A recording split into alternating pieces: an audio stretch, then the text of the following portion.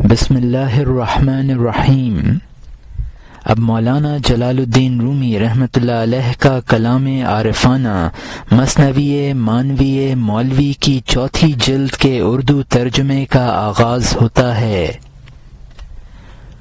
کتاب کے اردو مترجم قاضی سجاد حسین صاحب نے چوتھی جلد کا مقدمہ لکھا ہے، جو کہ یہ ہے: مقدمہ۔ کونیا کا سفر 14 دسمبر 76 عیسوی سے مولانا روم پر ایک سہ روزہ سیمینار ترکی حکومت کونیا میں منعقد کر رہی تھی۔ اس کا دعوت نامہ حکومت ہند کی معرفت مجھے موصول ہوا۔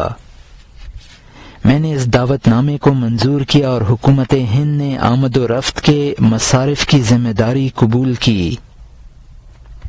میں نے یہ بھی طے کیا کہ میرا یہ سفر صرف کونیا تک کا نہ ہوگا، بلکہ اس سفر میں دیگر مقدس مقامات کی زیارت بھی کروں اور اس کے مصارف میں خود برداشت کروں۔ چنانچہ دہلی، بمبئی، تہران، استنبول، کونیا، مصر، سعودیہ عربیہ اور عراق کا ہوائی جہاز کا ٹکٹ بھی میرے پاس آ گیا۔ میں 10 کی صبح کو دہلی سے بمبئی کے لیے روانہ ہوا اور 10 کا پورا دن بمبئی میں گزار کر 11 بجے شب کے جہاز سے تہران کے لیے روانہ ہوا۔ یہ جہاز کراچی ہوائی اڈے پر ٹھہرتا ہوا تقریباً 12 بجے شب تہران ہوائی اڈے پر جا اترا۔ 11 کا سارا دن تہران اور اس کے اطراف شوس، ارے، شاہ عبدالعظیم اور مشہور مقامات کے دیکھنے میں گزرا۔ شب ایک انٹر کانٹیننٹل ہوٹل میں گزار کر 12 کی صبح کو 4 بجے کے جہاز سے استنبول کے لیے روانہ ہو گیا۔ 12 کو استنبول کے مقدس مقامات کی زیارت کی۔ حضرت ابو ایوب انصاری رضی اللہ عنہ کے مزار پر حاضر ہوا اور دیگر جامعات اور آثار رسول اللہ صلی اللہ علیہ وسلم کی زیارت سے مشرف ہوا۔ 13 کی صبح کو بھی بعض مقامات دیکھے اور بعد ظہر استنبول سے کونیا کے لیے روانہ ہو گیا۔ تقریباً 1 گھنٹہ پرواز کے بعد جہاز کونیا کے ہوائی اڈے پر جا اترا۔ کونیا پہنچ کر میں سیمینار کے دفتر استقبال میں پہنچ گیا۔ میزبانوں نے میرا قیام درگاہ ہوٹل میں کرا دیا۔ یہ ہوٹل بہت آرام دہ تھا۔ اس کے سامنے وسیع سڑکیں اور چمنزار تھے اور ان کی دوسری جانب حضرت مولانا روم رحمۃ اللہ علیہ کا مزار اقدس تھا، اور مزار اقدس کے قریب ہی نہایت شاندار شاہ سلیم کی مسجد تھی۔ میں 13 کو کونیا پہنچ گیا، جبکہ سیمینار 15 کی صبح سے شروع ہو رہا تھا۔ میں نے 14 کو آرام کیا اور 15 سے سیمینار میں شرکت شروع کر دی۔ یہ سیمینار 3 روز مسلسل چلا۔ اس میں زیادہ تر مستشرقین شریک تھے اور اس کی تمام کارروائی ترکی زبان میں ہو رہی تھی۔ مقالات زیادہ تر ترکی اور انگریزی میں تھے۔ میں نے 16 کو اپنا مقالہ پڑھا۔ یہ فارسی میں تھا اور اس کا موضوع روح اور بقائے عالم تھا، اور اس کے آخر میں نے علامہ اقبال کے 2 وہ اشعار ذکر کیے تھے جن میں علامہ نے مولانا روم رحمۃ اللہ علیہ اور ان کے بعض خیالات کا ذکر کیا تھا۔ کونیا کے مشہور مقامات کی سیر رہی۔ مولانا صدر الدین قونوی رحمۃ اللہ علیہ کے مزار پر بھی حاضری دی۔ شمس تبریزی رحمۃ اللہ علیہ کے مزار پر بھی حاضر ہوا۔ مشہور مفسر علامہ بغوی رحمۃ اللہ علیہ کے مزار پر بھی فاتحہ پڑھی، اور شب کے اوقات میں مثنوی کے ترجمے اور تحشیہ میں مصروف رہتا تھا۔ خدا کا شکر ہے کہ دفتر پنجم کا بیشتر حصہ میں نے اسی ہوٹل میں مکمل کر لیا۔ حضرت مولانا رحمۃ اللہ علیہ کے مزار پر حاضری کے وقت میں نے ان تمام اشخاص کی قبروں پر بھی فاتحہ پڑھی جن کا ذکر مولانا رحمۃ اللہ علیہ اپنی مثنوی میں کرتے ہیں۔ سلطان ولد، مولانا حسام الدین چلپی، زرکوب رحمہم اللہ، ان سب بزرگوں کی قبریں مولانا رحمۃ اللہ علیہ کے مزار مبارک کے قریب ہی ایک گنبد کے نیچے ہیں۔ میں نے مولانا رحمۃ اللہ علیہ کے میوزیم میں مثنوی کا ایک قدیم نسخہ بھی دیکھا جو سلطان ولد کی طرف منسوب ہے۔ مثنوی کے مشہور نسخوں اور اس نسخے میں اختلاف ہے۔ مثنوی کا پہلا شعر عام نسخوں میں اس طرح ہے: بشنواز نے چوں حکایت می کند وز جدائی ہا شکایت می کند۔ اس نسخے میں یہ شعر اس طور پر ہے: بشنوائی نے چوں شکایت می کند از جدائی ہا حکایت می کند۔ اسی طرح مثنوی کے مروج نسخوں اور اس نسخے میں ابتدائی 16 شعروں میں جو اختلافات ہیں میں نے ان کو نوٹ کیا۔ اس موضوع پر انشاءاللہ عن قریب رسالہ جامعہ میں ایک مفصل مضمون شائع ہو جائے گا۔ یہ موقع نہیں ہے کہ میں قونیہ کے دوران قیام کے واقعات تفصیل سے لکھوں، خصوصاً مولویہ فرقہ کے رقص کی رویداد تفصیل طلب ہے۔ قونیہ کے 8 روزہ قیام کے بعد میں استنبول کے لیے روانہ ہو گیا اور وہاں سے 23 دسمبر کو سپہر کے وقت میں مصر پہنچ گیا۔ قاہرہ میں تقریباً 1 ہفتہ مقیم رہا۔ قدیم اور جدید قاہرہ کو دیکھا، جامع الازہر دیکھی اور اس کے شیخ علامہ عبدالحلیم محمود سے ملا، دیگر اساتذہ سے ملاقاتیں کیں، حسین دیکھا، امام شعرانی رحمۃ اللہ علیہ کے مزار پر حاضر ہوا، امام شافعی رحمۃ اللہ علیہ، امام لیث بن سعد رحمۃ اللہ علیہ، رابعہ بصریہ رحمۃ اللہ علیہ، حضرت زینب رضی اللہ عنہ، حضرت عائشہ رضی اللہ عنہ، حضرت نفیسہ رضی اللہ عنہ کے مزاران اور مساجد میں حاضری دی۔ جامع محمد علی اور قلعہ دیکھا، احرام اور ابو الہول دیکھا، قاہرہ کا مشہور میوزیم دیکھا اور 30 دسمبر کو مصر سے روانہ ہو کر جدہ جا اترا۔ جناب محمد انعام الرحمن صاحب Qidwai first secretary Indian embassy میرے منتظر تھے۔ شب میں ان کے یہاں قیام کر کے 31 دسمبر روز جمعہ صبح سویرے مکہ معظمہ کے لیے روانہ ہو گیا۔ عمرہ سے فارغ ہوا اور جمعہ کی نماز مسجد حرام ہی میں ادا کی۔ سارے دن طواف اور بیت اللہ شریف کی زیارت سے مشرف ہوتا رہا۔ شام کو جناب انعام الرحمن مجھے جدہ واپس لے گئے۔ شب میں قیام کے بعد میں نے 1 جنوری 1977 عیسوی کو مدینہ طیبہ کے لیے روانگی شروع کر دی۔ ظہر کے بعد روانہ ہوا، عصر اور مغرب کی نمازیں راستے ہی میں ادا کیں اور عشاء کی نماز کے وقت میں مقام بدر میں پہنچ گیا۔ مسجد عریش میں عشاء کی نماز با جماعت ادا کی اور شہدائے بدر پر فاتحہ پڑھنے کے بعد مدینہ طیبہ کے لیے روانہ ہو گیا۔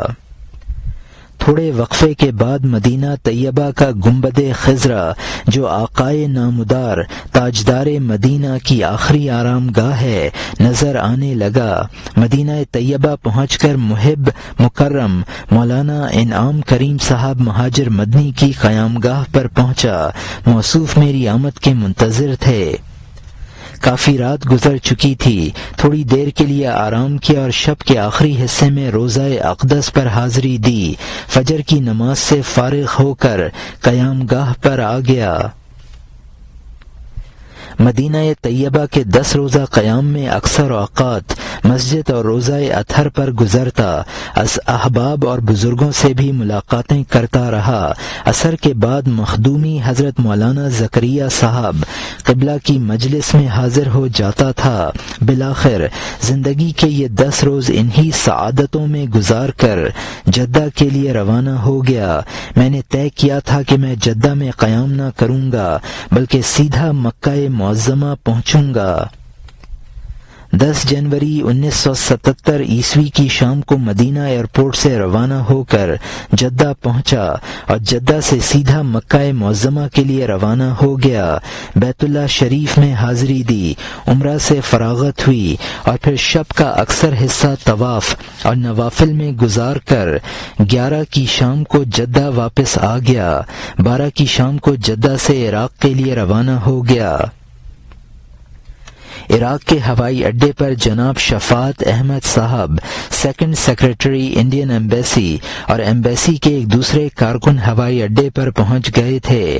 انہوں نے میرا قیام بغداد میں کسی ہوٹل کے بجائے فیض حسینی میں کرانا مناسب سمجھا۔ میں نے بھی اس کو پسند کر لیا۔ دجلہ کے کنارے اچھی جگہ تھی۔ اب میں بغداد شریف کے مشہور مقامات کی زیارتوں میں مصروف ہو گیا۔ حضرت سلمان فارسی رضی اللہ عنہ کے مزار کی زیارت کی، حضرت شیخ عبد القادر جیلانی رحمۃ اللہ علیہ کے مزار اقدس پر حاضر ہوا،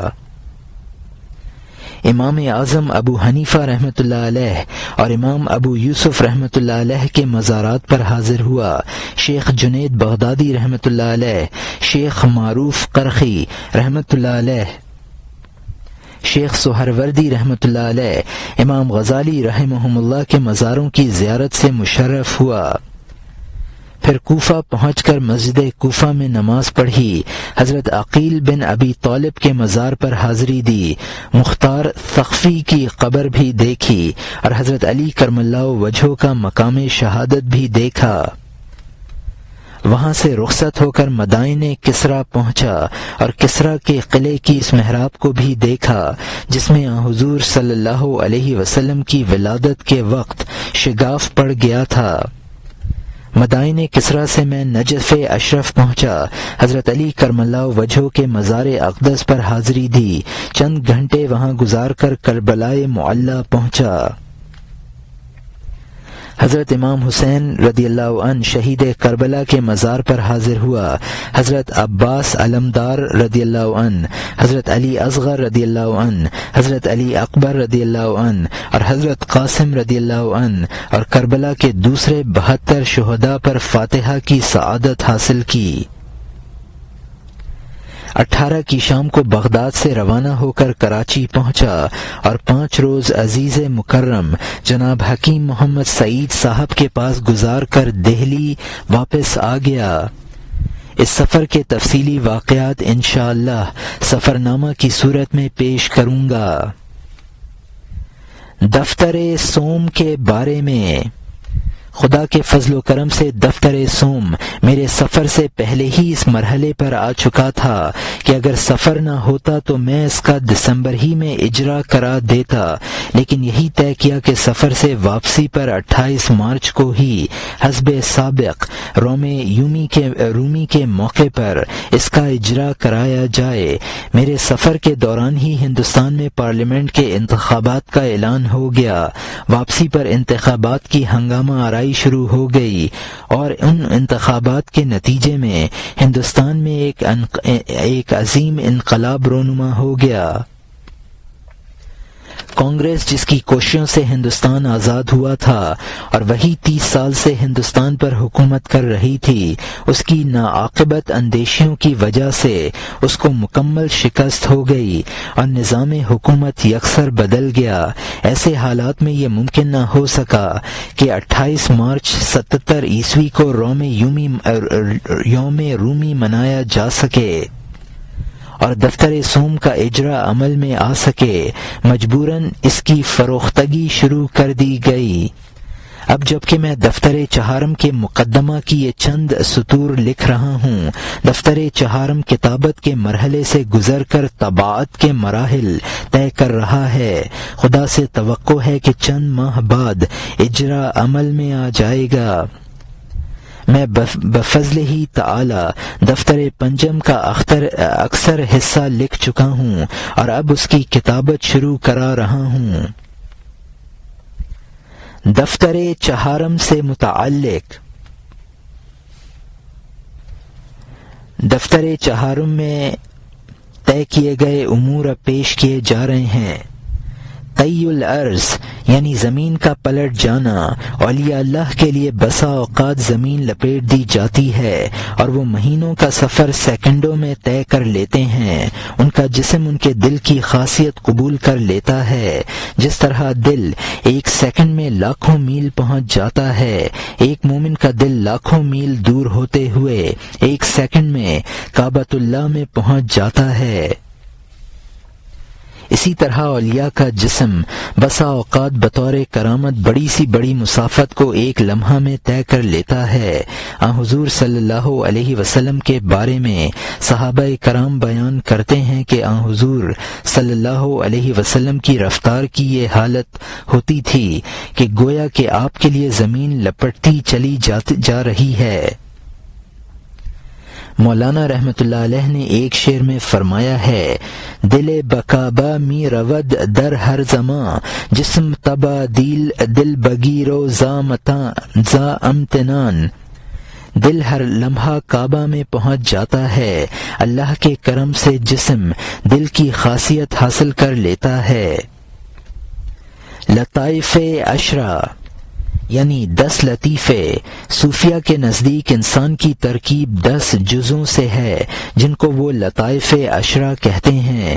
ان 10 لطیفوں میں سے 5 کا تعلق عالم ملکوت سے ہے اور وہ یہ ہیں: قلب، روح، سر، خفی، اخفا، اور 5 کا تعلق عالم ناسوت سے ہے اور وہ یہ ہیں: نفس، آگ، پانی، مٹی، ہوا۔ مومن مکمل وہ ہے جس کے یہ 10 اجزاء ذکر الہی میں منہمک رہیں۔ تجدد امثال، ہر چیز کا اسی جیسا ہر آن نیا ہو جانا۔ حکمہ صوفیہ ہر چیز کا منبع و مخرج اور مرجع ذات واحد کو مانتے ہیں اور کائنات کی ہر چیز ہر آن اسی ذات واحد سے کسب فیض کر رہی ہے۔ ہر چیز کے تمام قوا اور وجود کا منبع ذات واحد ہے۔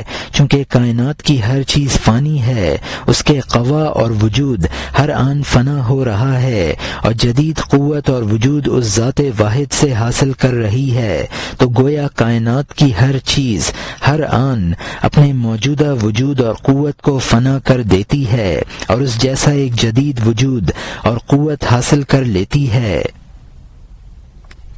محسوسات میں اس کی مثال اس طور پر سمجھ لی جائے کہ بجلی کے ایک منبع سے وابستہ تمام قمقمے ہر آن ایک نیا کرنٹ منبع سے حاصل کرتے ہیں اور ان میں ہر آن پہلا کرنٹ ختم ہو کر نیا کرنٹ مرکز سے پہنچ جاتا ہے۔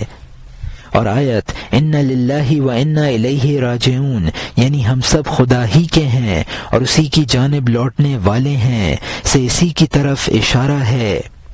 شعر ہے، کشتگان خنجر تسلیم را ہر زماں از غیب جانے دیگر است۔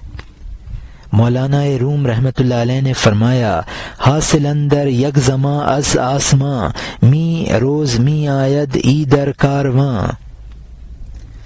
مسئلہ سماع یعنی مزامیر اور آلات کے ساتھ گانا سننا، یہ مسئلہ بزرگوں میں ہمیشہ سے زیر بحث رہا ہے۔ مولانا بحر العلوم لکھنوی رحمۃ اللہ علیہ نے ارشاد فرمایا ہے، نغمات کا سماع دل میں رقت اور نرمی پیدا کرتا ہے اور اس جذبے کو ابھارتا ہے جو دل میں پیوست ہوتا ہے۔ اگر کسی کو تعلق مع اللہ ہے اور اس کے دل میں عشق خداوندی جاگزیں ہے تو سماع سے اس کا یہ جذبہ مزید قوت حاصل کر لیتا ہے اور آتش عشق تیز ہو جاتی ہے۔ لیکن اگر دل میں شہوانی جذبات ہیں تو سماع فسق و فجور کی دعوت دیتا ہے۔ اسی لیے چشتیہ سلسلے کے بزرگ اہل کے لیے سماع کو جائز اور نااہل کے لیے حرام قرار دیتے ہیں۔ شیخ اکبر قدس سرہ نے فتوحات مکیہ میں ذکر فرمایا ہے کہ کسی شخص نے سماع کے بارے میں شیخ ابو مسعود رحمۃ اللہ علیہ سے سوال کیا تو انہوں نے فرمایا، مبتدی سالک کے لیے حرام ہے اور منتہی کو اس کی ضرورت نہیں ہے۔ اس شخص نے پھر دریافت کیا کہ پھر کس کے لیے سماع جائز ہے تو فرمایا، متوسط صاحب دل کے لیے جائز ہے۔ شیخ اکبر رحمۃ اللہ علیہ نے ایک دوسرے مقام پر ذکر فرمایا ہے کہ سماع اگرچہ جائز ہے لیکن بزرگوں کے نزدیک اس سے بچا رہنا بہتر ہے اور حضرت بایزید بستامی رحمۃ اللہ علیہ سما کے قائل نہ تھے اور اس کو مکروہ قرار دیتے تھے۔ بہرحال موجودہ زمانے میں عرسوں کے موقع پر عوام کے مجمع میں مزامیر کے ساتھ قوالی سننا کسی اعتبار سے بھی درست نہیں ہے۔ مسجد اقصی، یہ مسجد بیت المقدس میں واقع ہے۔ حضور صلی اللہ علیہ وسلم کی معراج یہاں سے ہی شروع ہوئی تھی۔ ہجرت کے بعد مدینہ طیبہ پہنچ کر حضور صلی اللہ علیہ وسلم نے 16-17 مہینے اسی کی طرف رخ کر کے نمازیں پڑھیں۔ اس اعتبار سے اس کو مسلمانوں کا قبلہ اولا بھی کہا جاتا ہے۔ بنی اسرائیل کا ہمیشہ یہی قبلہ رہا۔ حضرت داؤد علیہ السلام کے بعد حضرت سلیمان علیہ السلام نے اسی جگہ ہیکل کی تعمیر کی تھی۔ حضرت عمر رضی اللہ عنہ کے دور میں بیت المقدس کا علاقہ اسلامی قلمرو میں شامل ہوا۔ مسجد حرام مکہ معظمہ میں بیت اللہ کے چاروں طرف کا ایک خاص علاقہ مسجد حرام کہلاتا ہے۔ حضور صلی اللہ علیہ وسلم کے زمانے میں اس کی کوئی خاص چہار دیواری نہ تھی۔ حضرت عمر رضی اللہ عنہ نے اپنے دور میں اس کے اندر کی آبادی کو منتقل کر کے اس کی چہار دیواری بنوائی۔ پھر مختلف دوروں میں اس مسجد کی توسیع ہوتی رہی ہے۔ حلیمہ سعدیہ، یہ بنو سعد قبیلہ کی خاتون ہیں۔ حضور صلی اللہ علیہ وسلم کے بچپن میں انہوں نے حضور صلی اللہ علیہ وسلم کو دودھ پلایا ہے، لہٰذا یہ حضور صلی اللہ علیہ وسلم کی رضائی ماں ہیں۔ حضور صلی اللہ علیہ وسلم آپ کا بہت زیادہ احترام کرتے تھے۔ یہ تشریف لائیں تو حضور صلی اللہ علیہ وسلم نے اپنی چادر ان کے لیے بطور فرش کے بچھا دی۔ بایزید بستامی رحمۃ اللہ علیہ بڑے اولیاء اللہ میں سے ہیں۔ ان کا اصل نام تیفور تھا، اسی لیے ان کا تصوف کا سلسلہ تیفوریہ کہلاتا ہے۔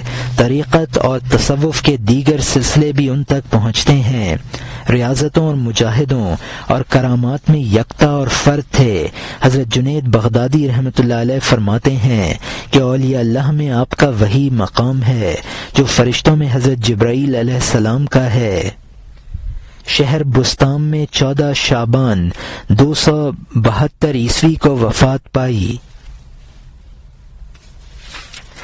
ابو الحسن خرقانی رحمۃ اللہ علیہ، ان کی اگرچہ حضرت بایزید بستامی رحمۃ اللہ علیہ سے ملاقات نہیں ہوئی، ان کے بعد بہت بعد پیدا ہوئے ہیں، لیکن بطور اویسیت ان کو فیض انہی سے حاصل ہوا ہے۔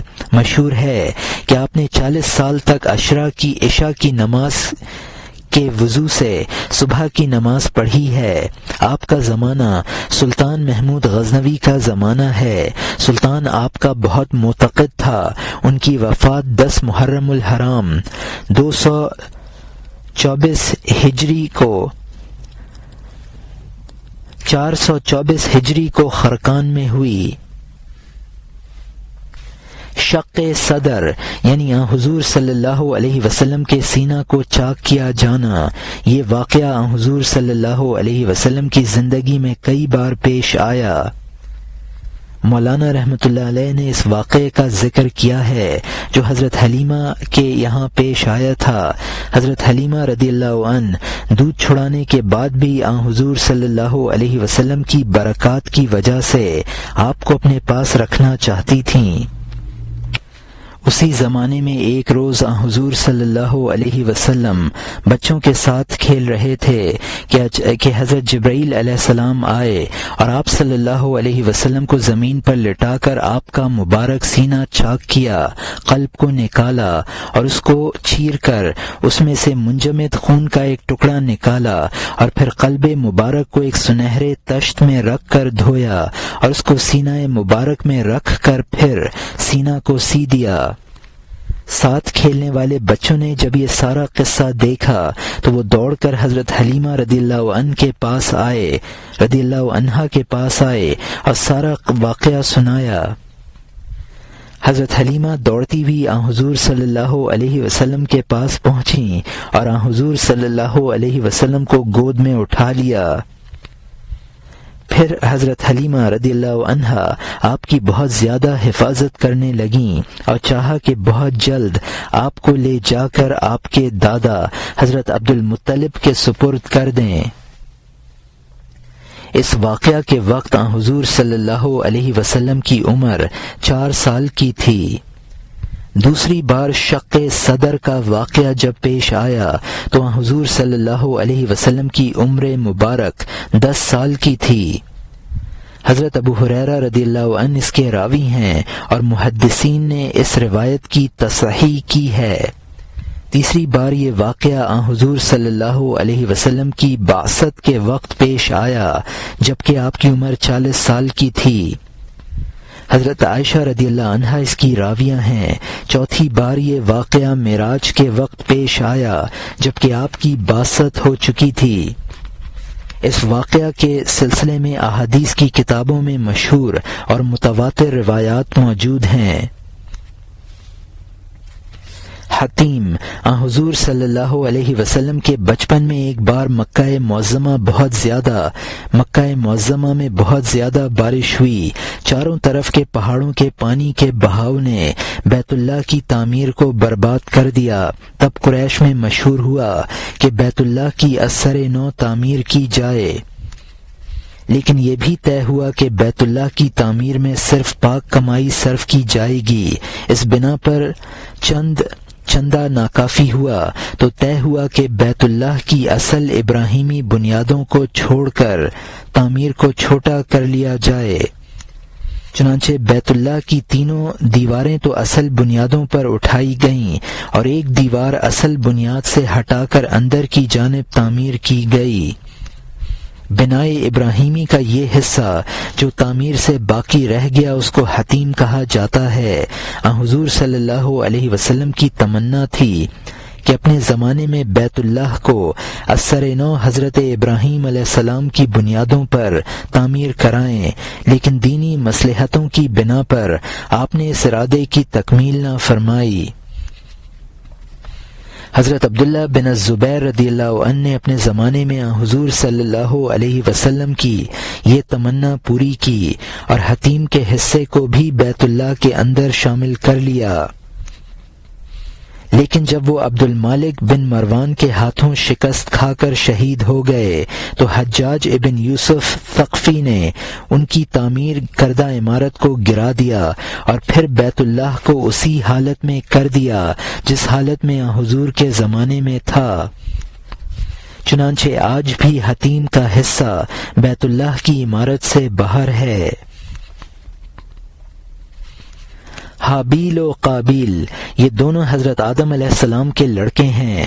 قابیل کے ساتھ جو جڑواں لڑکی پیدا ہوئی اس کا نام اقلیمہ تھا۔